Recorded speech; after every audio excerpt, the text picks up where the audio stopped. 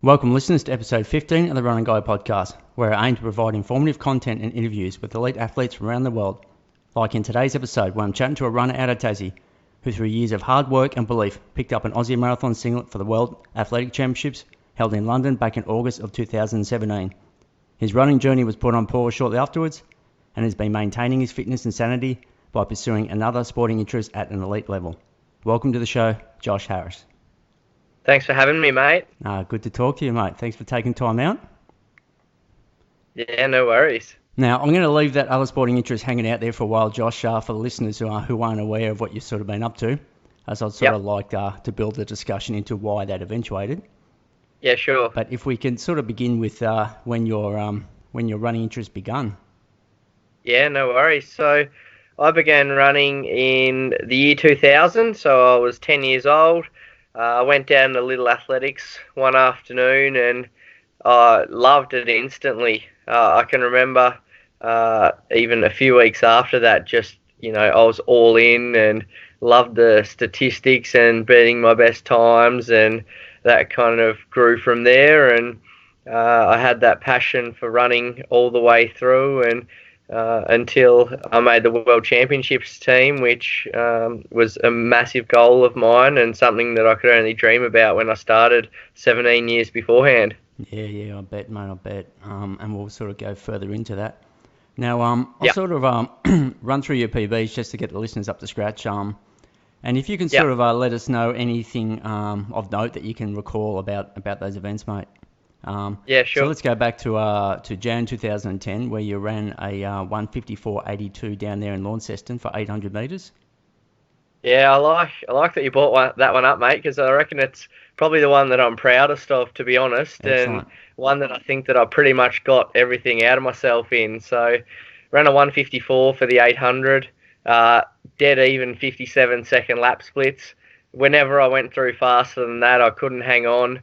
And it just came together this one day, and I beat some pretty good runners and ran a 3-second PB, and I kind of knew that, I kind of thought that would be it that day, and it has been. The 1500 metres I've ran 3:51. That race was a negative split race where I closed the last 800 a bit under 2 minutes to win the race. So okay, yeah, I've got that. Yeah, that was in Lornie as well in March 2013. Yep. Yeah, that's right. I wasn't really training for the 1500 at that point, but that's my PB. But I think based off some of the other times, especially the 800, I might have had a few seconds extra there, but that is what it is. Yep. So did you sort of find when you first started running that you had sort of some ability with the speed there, or? Yeah. At Little Athletics, you focus on like the 800 and 1500 and that kind of thing. Yep. And when I started running, like under 16s, I found the steeplechase. So that was probably what I focused on for a few years in the middle there. But at that point, I was more of like a 1500 / steeplechase guy. And then as I got older, the distances progressed out a bit. Yeah, okay. It seems to be a progression a lot of distance runners end up doing. So we've got your 3,000 metres there at 8:14.38 up there in Brizzy in March 2015. Yeah, so that was the national championships, and I actually got bronze there, which I was pretty stoked about. It came after a really rough patch where my weight blew out a little bit. I couldn't run for a few months, probably the longest at that time that I'd been out of running, and I turned it around within the space of 8 weeks. I went from 8:55 down to bronze at nationals, so I was pretty proud of that build-up. Yeah, no, that's a huge jump, 8:55 to 8:14. Yeah, for sure. Yeah, like obviously I'd ran quicker, like 8:17 or something like that in the past, but like I got into shape really quickly and was stoked with that one. Yeah, okay. And I see the steeplechase there. I sort of read up you'd sort of specialised in the steeplechase there for a while. So the 3,000 metre 9:04.69 down there in Albert Park in April 2014.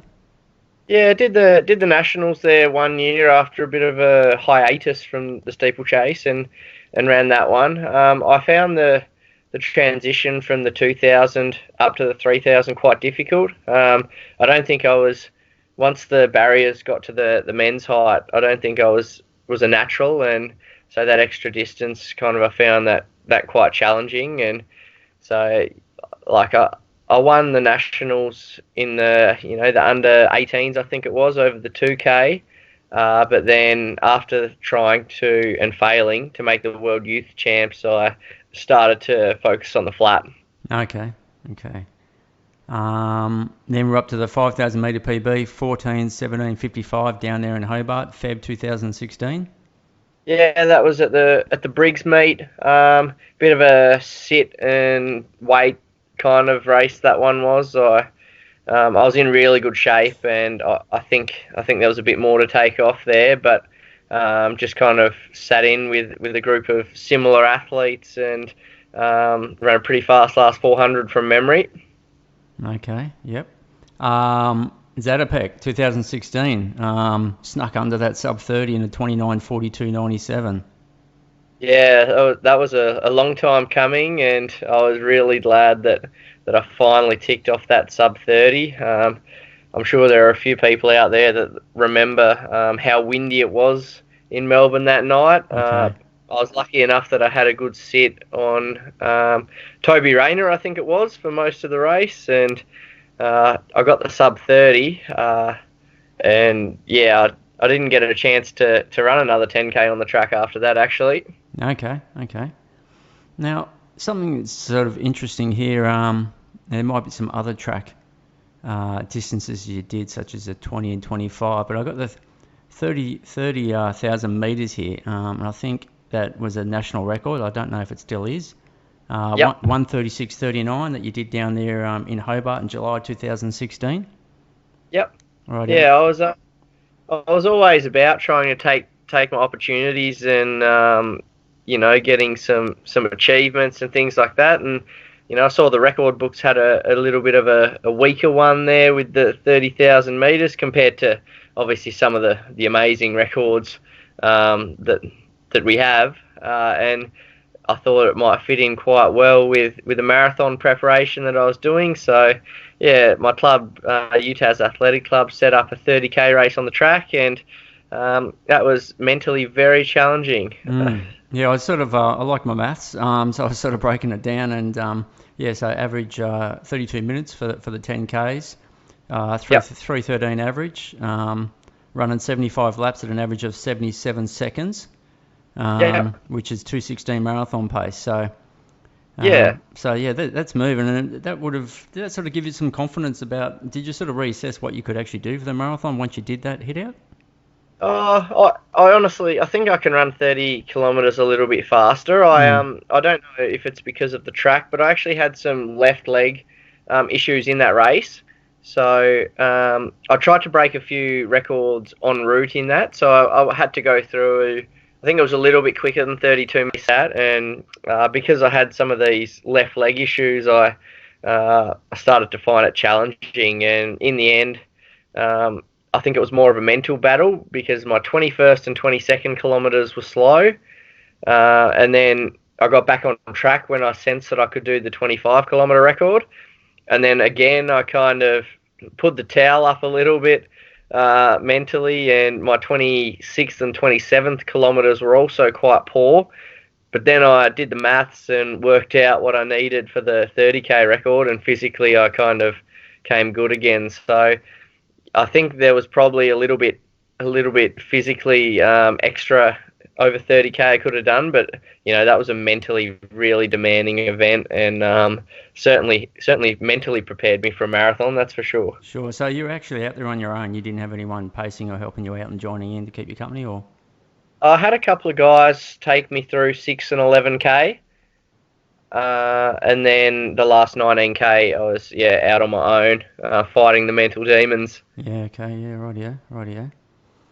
All right, let's go to your next PB. Moving to the road now, 10K. So again, just got under 30 there, 29:47 down there in Launceston, June 2017. Yeah, had a good battle that day with a couple of guys. I think Benny St.Moritz was there, Matt Hudson. We ran in a pack most of the way and came down to a bit of a sprint finish. And I think there were 4 or 5 of us within 4 or 5 seconds. And Yeah, managed that one, which was good to get on under 30 on the roads as well, which was Sure. in the lead up to World Champs. Yep, for sure, for sure. And then half marathon. Now I went back listened to a podcast you would have remembered doing with Brad Beer, the physical Yep. performance show. That was June 2017. So you recorded that, and that was just before going into this half marathon up there on the Gold Coast. And now Mhm. you stated that you'd like to crack sub 65, and you ran 64:55, mate. So was that a sprint in the last 100 to get under the 65? And how did that race go? Yeah. Yeah, it was actually. I went out quite hard. I think I said in that podcast that I wanted to have a bit more of a crack and just relax and not worry about times, and I did that.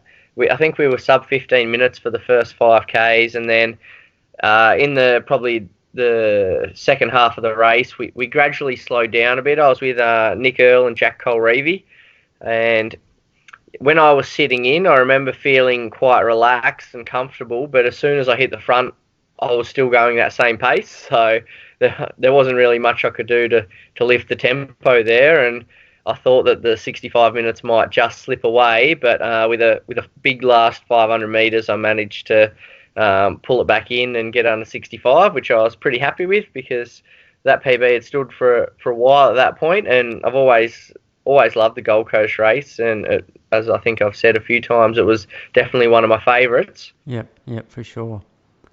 And then what have we got? July. So okay, so earlier that year over in Lake Biwa, you ran a 2:17:08.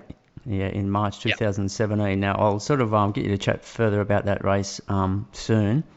Yep. Um, but let's head back a year to 2016. You ran I guess two big city marathons there. One in Yep. Rotterdam. You ran 2:28:17 in April, and then you backed up 4 or 5 months later, I guess it would be, in Berlin, and you ran Yep. 2:20:28. Now Yep. that 2:20:28, I assume was a PB at that time. I think I ran a second quicker in Fukuoka the year before. Okay, okay, right, Yeah. yeah, yep, Yeah, I ran a 2:20 in Fukuoka in December of 2015, right, okay, excellent. leading into Rotterdam. Yep, right, yeah. So if you can just run us through that Rotterdam race, Yep. what you can really, yeah, 2:28:17, April 2016. Yeah, so went to Rotterdam with the hope of trying to qualify for Rio. Uh, it was never like something that I expected to do, but it was something that was a chance given the qualifying time. I think it might have been 2:19 the qualifying time, and I had a feeling that Scotty Westcott's time of 2:15:30ish, I think it was, would be about what was required to make the Olympics. So I went to Rotterdam with all kind of intentions of putting it on the line for that. And I remember going through 10K feeling fantastic. By 20K, I didn't feel fantastic anymore, and then the wheels really started to fall off at about 25. And I remember the last third of that race being probably the toughest hour of my life at that point. It wasn't nice. But I gave it what I had on the day, and it wasn't enough, and that was pretty much Rotterdam summed up. Yep, sure. And then Berlin, September, a few months later. Yeah, so reloaded for Berlin. I went in pretty good shape in the lead up. I did that 30K record that we just spoke about. I went to Adelaide and did the marathon for a training run there, which I ran fairly well in, and then went to Berlin in good nick. And again, so the World Champs qualifier for that one was, at the time, it was 2 hours and 19 minutes. So went over there, and I wanted to be more conservative than Rotterdam, thinking that if I ran under the time, I'd be a good chance of going. Went through right on 2:19 pace, and then just didn't quite have it in the final 8 or 9K, and that's where I lost that minute really. Okay. Coming from the Tassie winter, it wasn't what you'd class as hot, but it probably just had a slight effect on me compared to what I'd been training in leading up, and yeah, it was an okay result, but not what I wanted. Yep. And was there a pack of runners like chasing that 2:19 to run with? Oh, no, it wasn't huge. There, Okay. there were times where I was around two or three guys, but it certainly wasn't something that really kind of pulled you along to a fast time. Okay. Okay. All right. Let's go to the start of 2017. You took out the Cadbury's Marathon down there in Hobart. Yep. Now I assume this is only 8 or 9 weeks away from BY, so you would have been in a pretty heavy training block at that time when you did that race. Yeah, I wanted to really kickstart my preparation because I kind of focused on more track work and 10K work into December, and I wanted to put in a good 6 or 8 week marathon block leading up. So kind of did Cadbury off no marathon work and used as a bit of a tempo run. I hope to pick up a little bit of prize money that would fund my Falls Creek trip straight after. So got the job done there, went straight up to Falls Creek for a month, and then that training block really set me up well to run the time I did in Lake Biwa. Okay, yeah. Are they still offering that $1,000 bonus for someone to break the time down there, the fastest time ran? Um, I think they might be, but I didn't beat the time. I just got the Yeah, prize money for first. So, yeah, that was enough for me at that point. I didn't really want to try and have a go for that record because it would have been a pretty maximal effort at that point, I think. sure, sure, yep. Now you've sort of built a reputation on your big volume and consistency. You're doing some solid weeks there.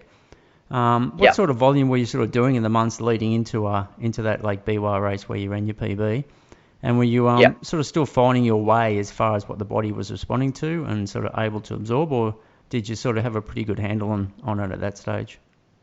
Yeah, so I've always been someone that seems to respond well to volume, and regardless of the distance, I always seem to run fast times for all distances when I was running more. And I experimented with some of this marathon specific training that I really found worked for me. So when I went up to Falls Creek that year, I think I did 4 weeks that were, apart from the initial week after Cadbury, they were all between 230 and 240 kilometres, which I know sounds quite big to most people. I found a weekly structure that I found really worked for me and that I liked. Included a good mix of long runs and intensity. So yeah, I did a few weeks around that 240k mark, and then came back down from the mountain and raced a couple of weeks later and ran really well, which I found that worked for me Yeah, quite well. certainly. You obviously must have responded pretty well to the altitude. I mean, that's a lot of volume at altitude. Yeah, Yeah. yeah. It was uh, as I said before, I was trying to find the right mix between volume and intensity. Mm. And I found that I personally didn't think that 240 kilometers was anything crazy, so Mm. it wasn't really anything that really lifted my eyebrows as something too much. So I Yep. guess Was it's that sort of I, daily double runs and a couple of long runs, or? yeah. So I was pretty much running 14 times a week. Yep. I'd have two long runs in there. And then I'd have a longer marathon type session and then a speed work session in there as well, with the rest just easy runs. Yeah, right. Yeah. What's your sort of favourite or always go to session when you're in sort of marathon prep? Oh, I'd always like to do something around 90 minutes. There are a few variations I did. Um, Actually, it's been a while now. I'm trying to think of what some of the variations were. But I always liked a 90-minute session where I'd average somewhere around that marathon pace, whether it Mm. was a straight 90 minutes at one pace or, like a fartlek where I do a certain amount of time just above and then just below. I always tried to get around 90 minutes of about marathon type effort stuff in. Yep. Yep. Yep. I know one that I read a while ago, which I've actually copied, and it's a solid session. I think is it Steve Way session? Is that the Oh one? yeah, is this Yeah. the couple of 30-minute tempos with Mm. with maybe 4 or 5 minutes a bit quicker in the middle. Yeah, yeah. So he was, yeah. So the way you described it was 30-minute at marathon pace, 4 by 5 at Yep. half marathon pace, with a Yep. couple of minute recovery, and then they're trying to get the last 30-minute at just a bit faster than the first 30-minute marathon pace. So yeah, solid Yeah, session. that was a solid one, and Yeah. I felt I felt like that had a different stimulus to even some of the normal 90-minute sessions I did, and I found that last 30-minute was really a good test after having picked the pace up a bit in the middle there. For sure. It kind of because obviously 90 minutes is a little shorter than a marathon. Having done that bit of faster stuff kind of made it a little bit more like a marathon. Yep, for sure. Now, I know you've self-coached for a few years now since your coach sadly passed away a few years back. Were you sort of getting any advice from any other sort of the more experienced marathon runners about training structure, or were you sort of confident in your own knowledge at the time? Yeah, I was pretty confident in the knowledge that I had. I did an exercise science degree. Not that that particularly means that I'm a qualified expert by any means, but I always had an interest in my training and the science behind training and those kinds of things. So there was a bit of trial and error. There was a bit of reading of some other people's training that they've done and things like that, and just trying to find what kind of worked for me. And I really felt like that I trusted myself and what I was kind of doing, that was the right thing, and had my best interests at heart, whereas I haven't really been able to give my full trust to someone in that way kind of since I was at that level, which I guess that made me stay self-coached for that period of time. Yeah. I mean, you obviously must have been, recovering well, and were you sort of adjusting and making changes if you felt you weren't on that day and had that flexibility to do that, or you? Yeah. Yep. Yeah, absolutely. I've always been someone that, if just because I had something down didn't necessarily mean, I had to do it. So even though I was running high mileage, I wasn't someone that was chasing high mileage. I just did what I, thought was best for me, and that just happened to be a lot of mileage. Yeah, for sure. Let's jump forward on and speak to Lake BY where you ran your PB, the 2:17. Yep. I'll just give the listeners a bit of a brief on Lake BY because it's a bit of a historic race over there in Japan. It's ran annually every year since 1946, so it's been running for a long time. It's a male-only race, and if you want to run it, you've got to be able to run a sub 2:30 marathon or a sub 70 half to qualify. So would you think it's the biggest, the most prestigious? I know they have some big ones over there, and the Japanese just love their marathon running, don't they? I mean, the sub 2:30, I'd hate to think of how many Japanese actually run under 2:15. The quality over there is so deep. They might not have too many 2:03, 2:04s, but they've got half the country that can run sub 2:15, But is it the most prestigious out of all the Japanese marathons? I don't know if it is, but it's certainly the fact that you've got to run so fast to get in it. It's a bit of a carrot to kind of for an international to go and do it. I've ran Fukuoka as well, which is the same deal. You have to run under 2:40, I think it is, to run that one. Yeah, I think it's 2:35. Sure. Yeah. Okay. So they just have. I think they're the only two male-only ones that I know of. Yep. But sure, if you go to any of their big ones like Tokyo, for instance, you'd find a lot of good depth there, and they just love their running, and it's so good to race there as an Australian. Yeah, I believe you get treated extremely well. Absolutely, yep. Yep. So look, just out of interest, if you run a 2:29.42 and you're an Aussie, do you get in, or is there still like a cap or a waiting list, and you still got to put an entry in and hope you get through, or is it automatic qualifier? Or it's a good question. I think you'd be okay if you ran under 2:30 and you wanted to go. I'm not sure whether you'd get the whole experience, with all the accommodation looked after and that kind of thing, but you may well. Okay. Yeah, so we certainly did, and at the time I was only a 2:20 guy. Is that all? Yeah. Yeah. I ran a few minutes quicker there, so... Yeah. All right, I'll get you to tell us about that race, mate. And were you sort of hanging out with any other Aussies over there at the time, or travel with anyone? Yeah, so Jack Colreevy was over there from Australia, and we we both went over hoping to run the world champ standard of 2:19. And yeah, the race panned out really well. The gun went off, and in typical Japanese fashion, there were, people everywhere going out super hard, and I probably found myself back in like 100th place, I reckon. Yep. And then I just wanted to settle into my own rhythm, and eventually things started to sort themselves out into a few packs, and I had Jack in my group. I had an Irishman who was, looking for a similar pace to us, and as we kind of settled into the race, we were probably on something like 2:18 pace, I think, and yeah, early on it was feeling really good. So what sort of, like, were you still playing around with nutrition in those days as far as, gels and hydration and all that? And were you, I assume that you could have your own drinks out in that sort of standard type race? And Yeah, I guess we what I'm getting at is, were you fairly confident with your nutrition at this stage in your marathon running? Yeah, I had a bit of a plan in place. I don't know whether it's, got the absolute peak performance out of me, but I certainly had a plan that I went into the last couple of races with. I'd have some water and a gel every 10 kilometers, and the 5K ones between that, I had like an electrolyte mix.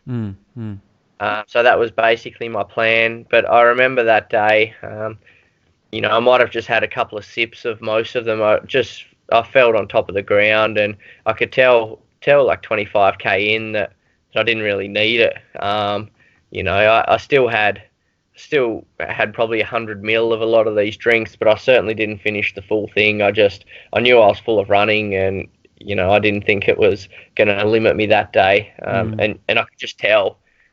Yep. And as going back to your question about the setup's really good in those Japanese races. They base it off your bib number, so they've got a certain amount of tables, and you can basically, as you see the tables go by, you know exactly where your drink's going to be because of your bib number. Okay, yeah, excellent. And as far as your even pacing went, was it pretty solid there? There was no fading at the end? I mean, 2:17, you must have felt fantastic all the way to the finish line. Yeah, we went through in just over 69 minutes, so we're on 2:18 pace. And then off the turnaround, there was a pretty solid surge for a few K. And pretty quickly, it was only myself, Jack, and the Irish guy. And we worked together pretty well right through to about 35K. We'd picked up the pace a little bit, so by now we were on 2:17 pace. And then, as I said, I just felt so full of running. Like the last 6 or 7K, I just kept going on with it. Mightn't have really increased the pace too much, but certainly wasn't any slowing. And I almost got under 2:17 in the end, but didn't quite get there. But I didn't fade out at all, and I actually felt like I didn't feel like I could lift the pace at all. But I felt like I could have kept that pace for a few more Ks if I had to. I felt so good. Excellent, yeah. We dream of those days, and they're good. They come along sometimes, yeah. How did Jack, he ended up getting under the 2:19? Yeah, so Jack came through. We were both on the track at the same time. I think I remember celebrating down the finish. I had tears in my eyes because I thought that was it, that I was going to make the world champs. I was pretty stoked, and I think Jack was just coming through the finish line with 400 to go at that point as well. And he obviously had about 2 minutes for that final lap to do it. So you kind of knew he was gonna get there, even though he was starting to hit the wall a bit. So it was really good to have both of us there, and we both got to end up going to London, which was great. Yeah, fantastic. So I might get you to so you've both ran the qualifying time, but obviously there's a window that remains open. If you can sort of explain to us about that wait time, and I guess what the other Aussie runners had run or needed to run, and and then when you received notification of your selection, got that Aussie singlet. Yeah, sure. Yeah, so I think there was like a 6 or 8 week wait period before we found out. I just, given the information I'd been given, I was very hopeful that I'd make it, and I knew there weren't too many guys that were still to go round to try and knock me out of the spot. So we'd been told that Liam Adams and Michael Shelley were focusing on the Commonwealth Games, so that took those two out of the equation. And then I believe Jeff Hunt might have had a quicker time, a 2:16 maybe in there somewhere. Uh, so then I'm just trying to think if there was anyone else. Um, Brad Milosevic had a time in there as well that was just a little bit quicker than mine. Um, and so yeah, basically it came down to who was left to run, and all those times had been done just before the window shut. And unless Michael or Liam decided that they wanted to go last minute, I assumed that I'd get the spot because of the place I was in behind Jeff and Brad. And then that happened. And then I believe after the Gold Coast, Jeff might have pulled out because he wasn't quite going as well as he wanted to, which left the three guys as Brad, Jack, and myself. Okay, and tell us how you received the notification. Yeah, I got a phone call from Athletics Australia, and I was expecting it sometime that week, and so I was just really, really nervous to hear whether it would be yes or no, because even though you think that you're going to get the positive call, in the back of your mind you have those negative thoughts like, oh, Liam might have just said, yeah, I might give this a shot anyway. So to Yeah, actually hear those words, it was a great feeling. And yeah. when I first started running, I'd only dreamed of making a big team like this. So to finally do it, I was just over the moon. Yeah, no, for sure, mate. Would have been awesome. Liam wasn't sending you any nasty messages saying, "Hey, guess where I am? I'm running a marathon this weekend." Yeah.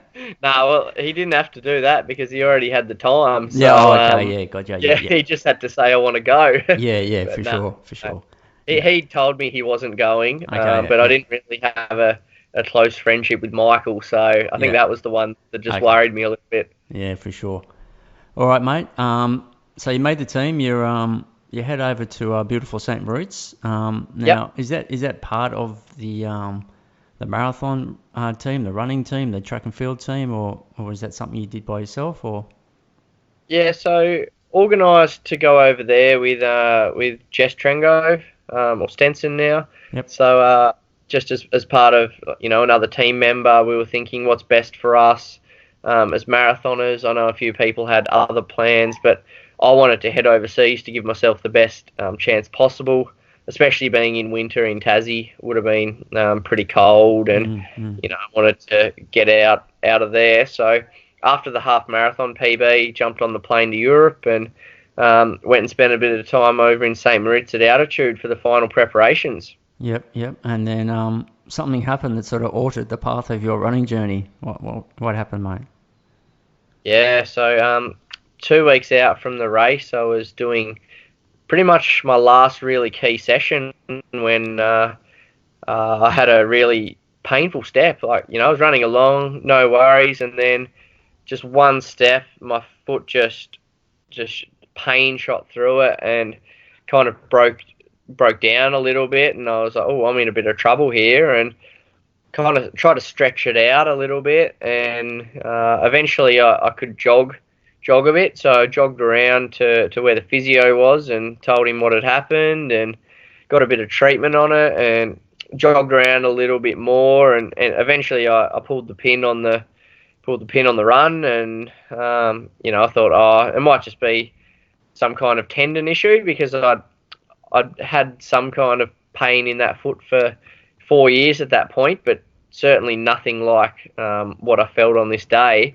So I kind of hoped that it'd come good in by the next day or the day after that, and I'd be fine. But whatever happened in this step was just something different, and really derailed my world champs campaign. And then afterwards. Mm. So tell us, so how many days or weeks was this before the race in London? I think it was maybe 16 days out. 16 days Uh, out, rightio. yeah, and so And I kept training as well as I could in some level of pain for the next 7 or 8 days with talking to the physio and giving him a bit of an idea of how it was travelling, and then we eventually got a scan the Monday leading into the race, so about 6 days out. and that's when we found out that it was a fracture and that I was in a bit of trouble. Mm. Of the talus, is that correct? Yeah, the talus bone. Mm. So not a common one in distance runners, but Yeah, not a good one either. yeah, for sure. Definitely not, mate. Not 6 days before you debut in the World Marathon Championships. I mean, I can't even imagine dealing with that. How did you try to deal with that? And what was your thought process? I believe they probably would have said maybe you shouldn't be running, and you probably said no, I'll be running. So tell us through that. Yeah, Yeah. yeah, it's a really, really tough patch, stressfully because it consumed all of my thoughts leading into the race. I was in great shape. I was in career best shape, ready to go and put myself on the world stage. And then I was just, constantly like, what ifs? Is it going to get through? Am I going to make it to the start? Am I going to do this? I got advice from the team doctors that I shouldn't run. Mm. Uh, but then that it was my decision because there was no one waiting as a reserve or anything like that, so I wasn't taking anyone's spot, and it was a no-brainer for me that with the fact that there are no guarantees in running, the fact I was at a World Championships after training my butt off for 17 years, I guess, to make this moment, I was at least going to see what I had on the day, and so then I can at least know what happened. Yeah, for And sure. rather than wondering, oh, what if I ran, or what if I did this differently, and then not representing Australia at that level. Yeah, no, I think yeah, definitely. I think most of us would get out there and see what happens, and you sort of hope and that something incredible will happen and you could run through it. But I think you've got to at least run and find out rather than, like you said, sit there and wonder what might have happened.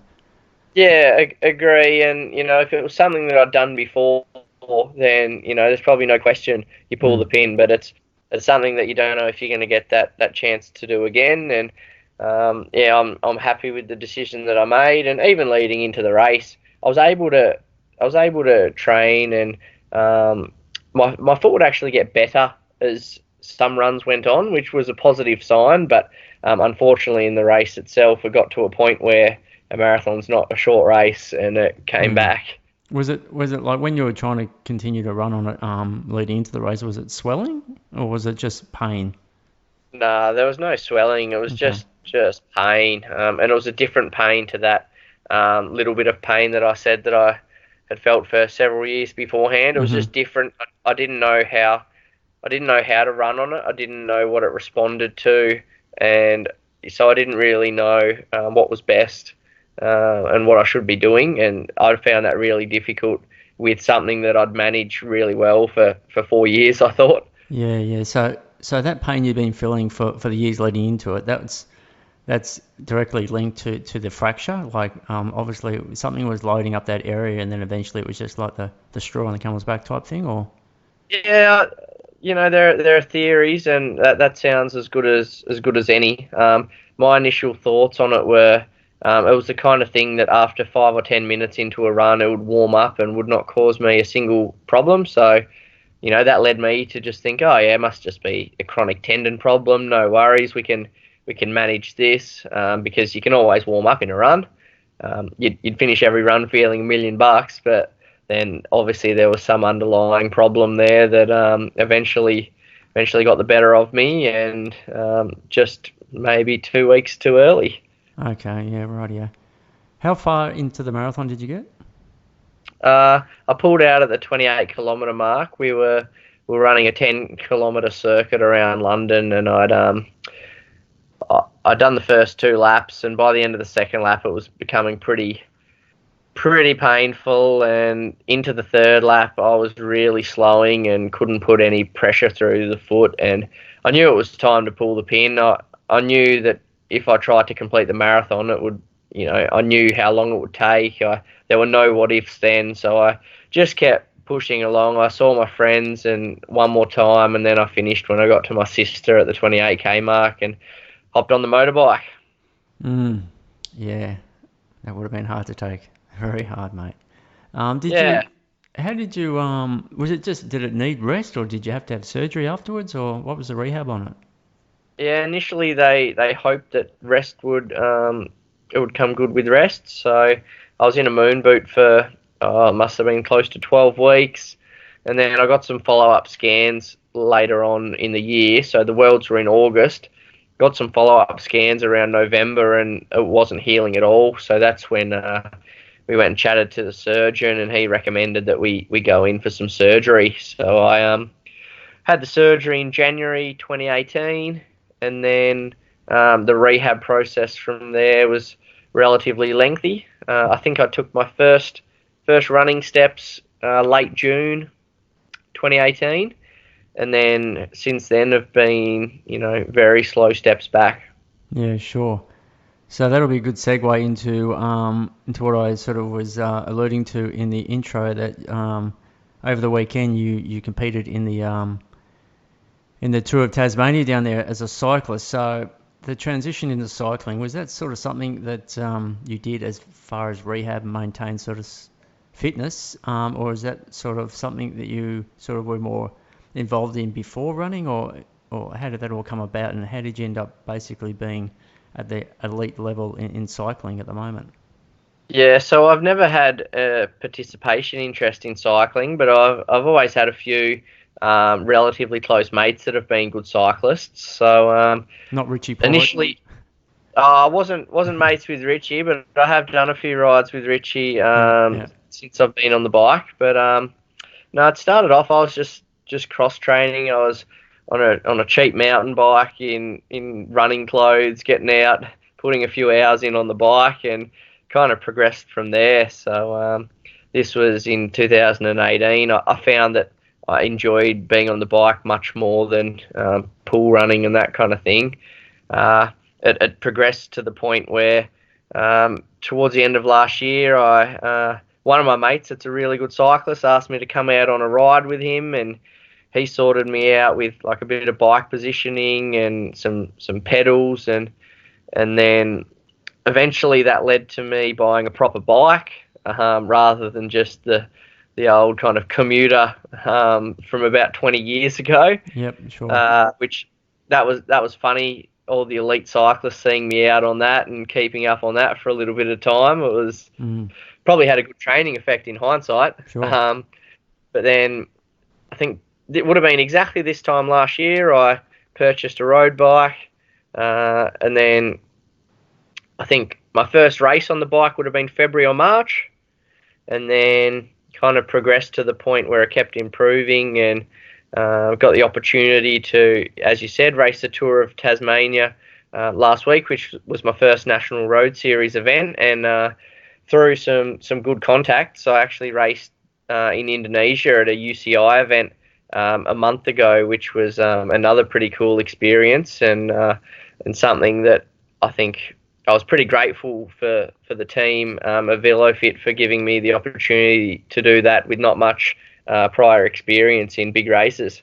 Yeah, sure. How do you find like the racing? I spent 10 years racing bikes before running, and I miss the cycling and the racing for just that cat and mouse game, and it's a thinking game, and it's different to running. And running is, I mean, you're competing against other people, but it's really just you and your effort and the distance. But cycling, there's a lot more going on. It's a game of chess in the mind. Yeah, So how do you find that? It takes a while to sort of figure out what's going on in the first place, because you're still yeah, building your fitness and you're just trying to hang on. But then eventually you start to think about what's going on. How do you finding that?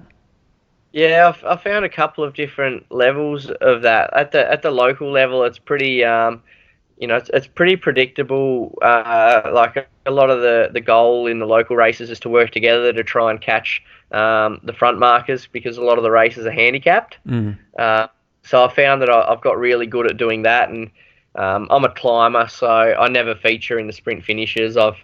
Sometimes I try and get myself amongst the sprint, but other times I kind of just help some of the boys out and try and get us there in the position to win. So I've really found that I'm comfortable in that scene now. Yep.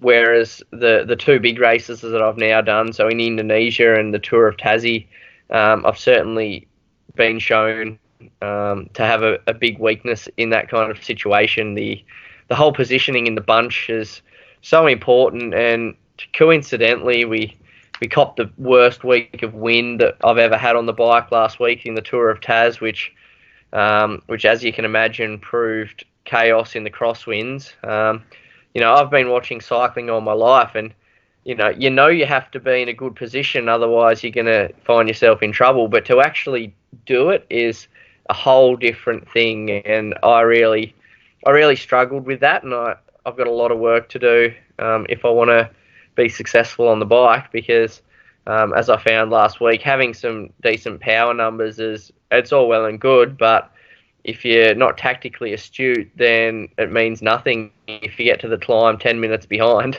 Yeah, no, right on, mate, right on. So I saw on Strava the very next day after the cycling tour had ended, you went out and as part of the Launceston Cycling Festival, you ran a 5K. Yeah. In 15:58, mate. So the muscle memory is definitely still there. So, I mean, you're still moving pretty well as a runner, but now you've got this love of cycling as well. So what's the move forward from here?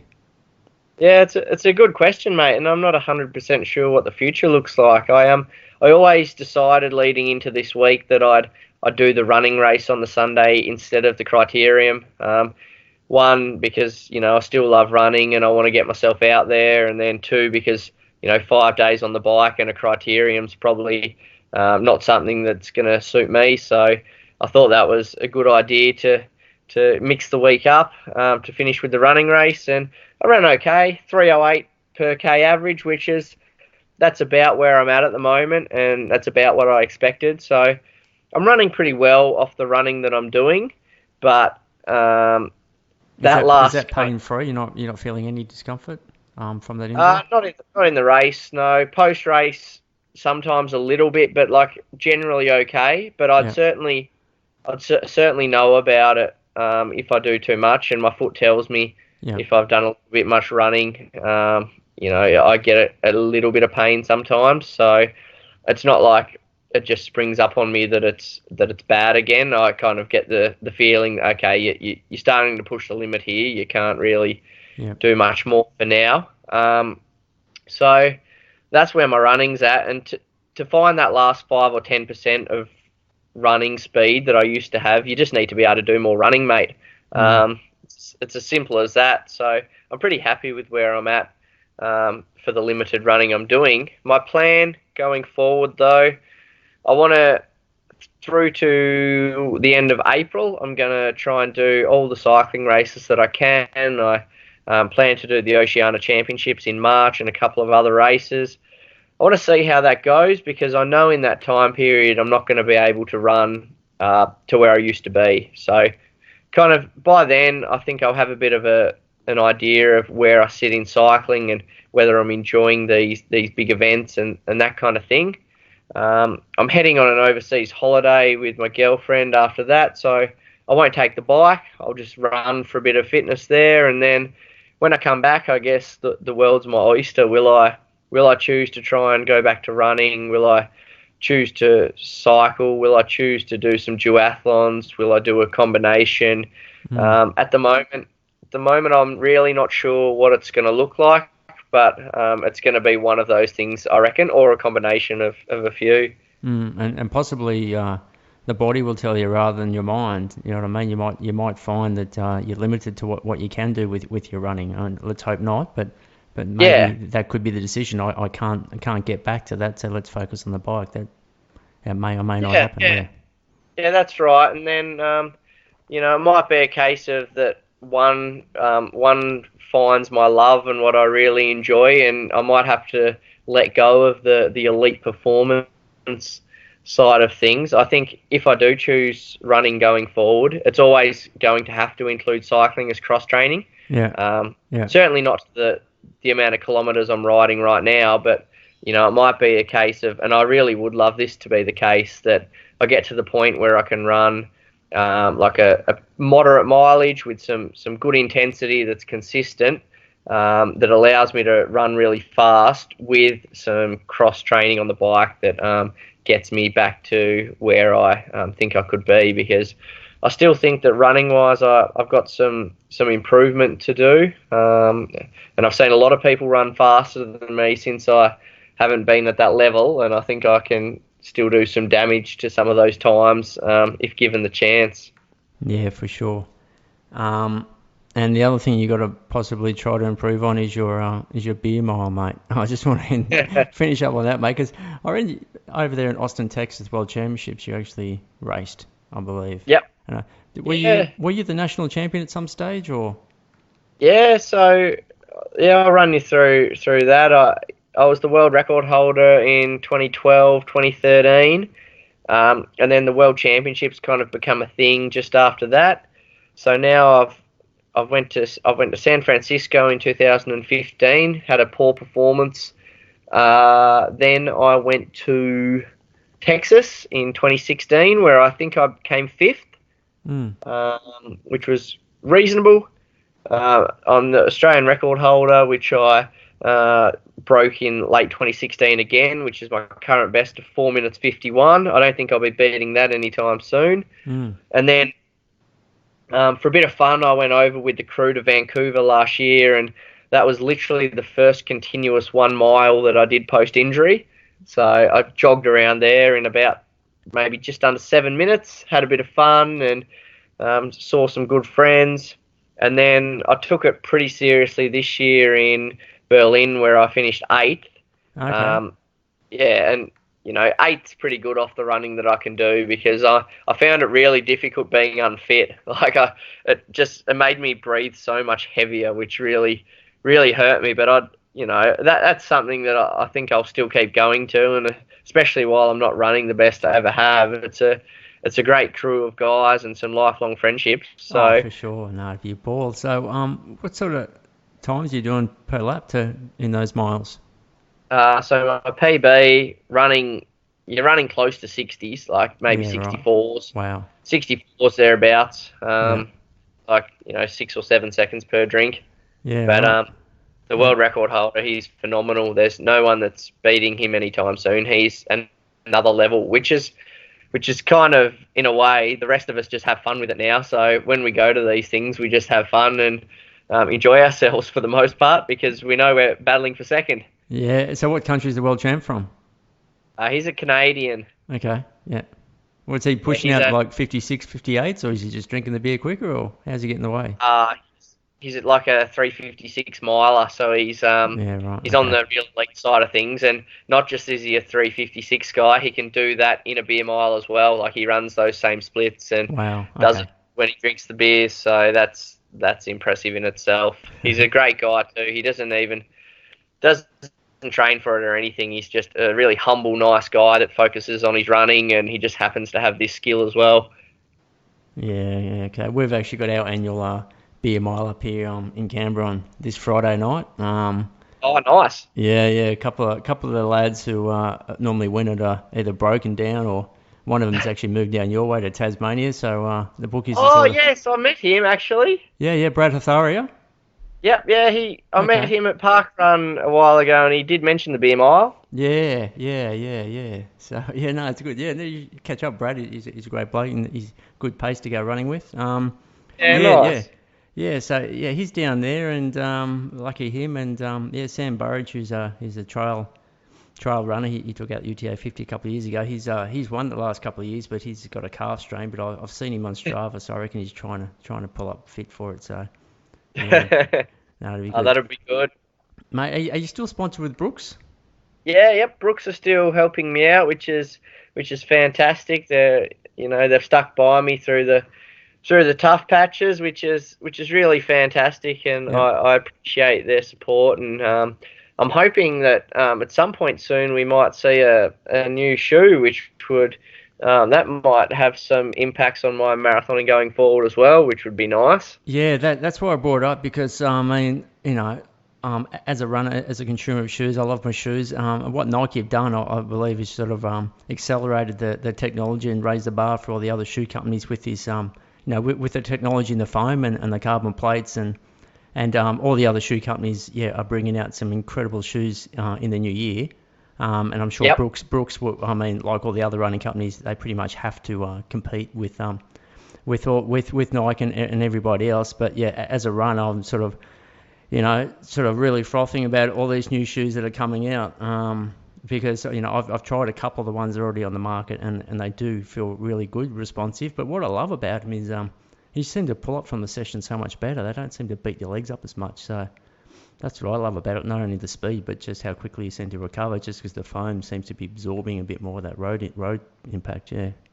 Yeah, so I've heard that, which for me, with the injury that I've had, would just be absolutely essential, and that would be fantastic. Obviously, since the injury, I haven't had to worry too much about any potential disadvantages because I'm not running any marathons in the last couple of years. But as I said before, I've seen a lot of guys run quite a bit faster than me for the marathon, even other distances in Yeah. the last years, and you can't help but wonder, No, look, um, there is yeah, like there's what my something. PB might be with a pair of them. Yeah, Yeah, no, look, they will improve, I think.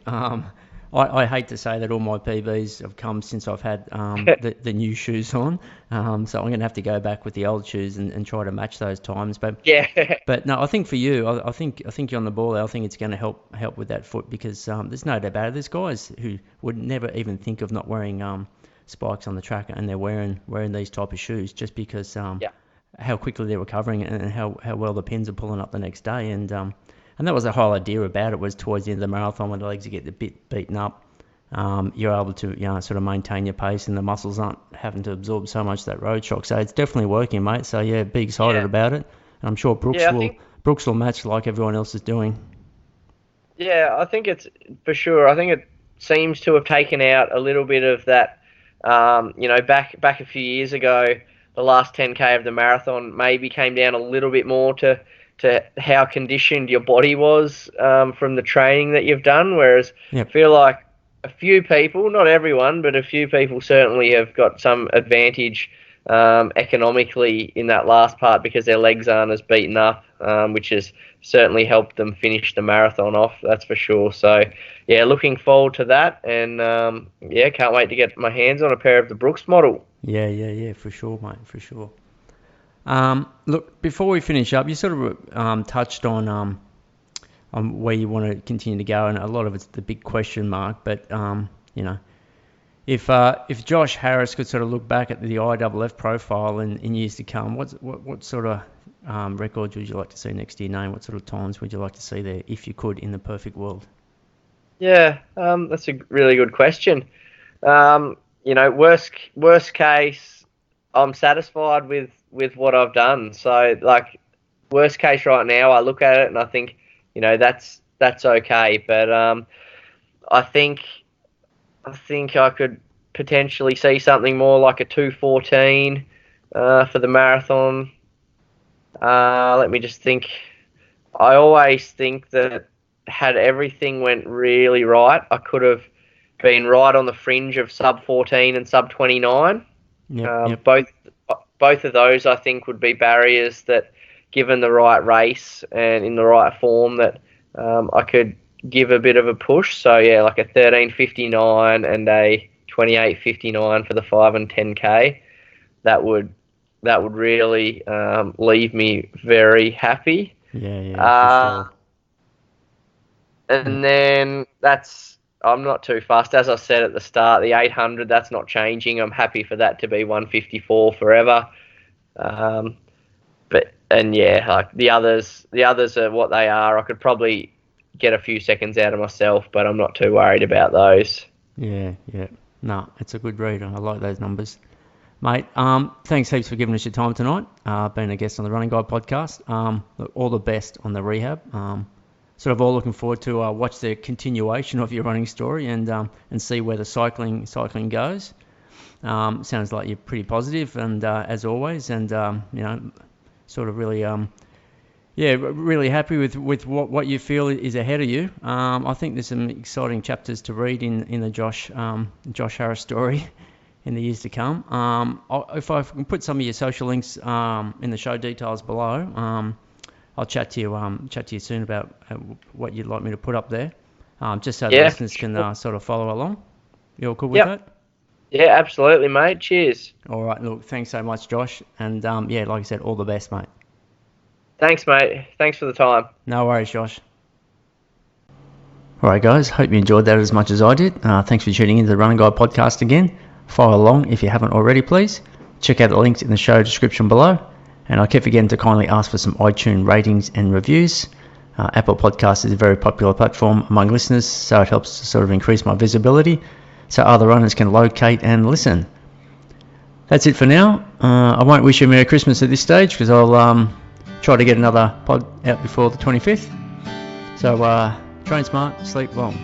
See ya.